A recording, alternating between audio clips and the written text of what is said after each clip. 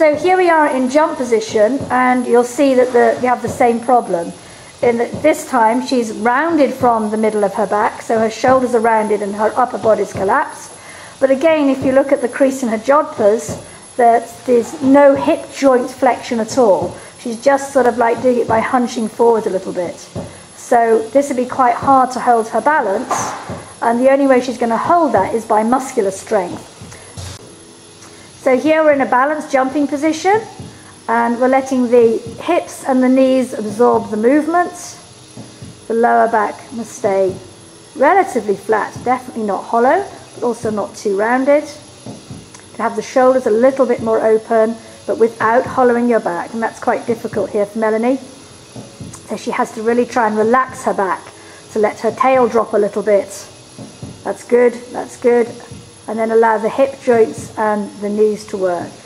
And then if you put one hand in your hip joint and just feel how that has a little bit of a crease into it, that's good. So you absorb the movement through there. And we take the camera down a little bit. You can start to see that the lower leg stays very quiet. And the knee has some movement, the hip joint has some movement. The heel is nice and deep. The lower leg stays quiet.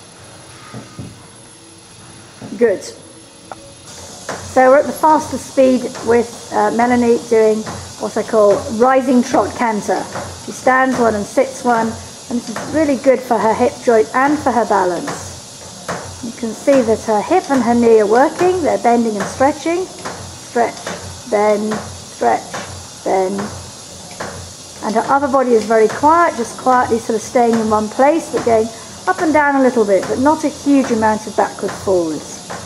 Trying to keep her back nice and steady so she doesn't hollow. And then if we go down the leg a little bit, see how that knee, as she sits back with her seat, the knees bend forward. Again, bend, stretch, bend, stretch. The lower leg stays perfectly in place. It doesn't have to move now because the hip and the knee are nice and free. Okay, good.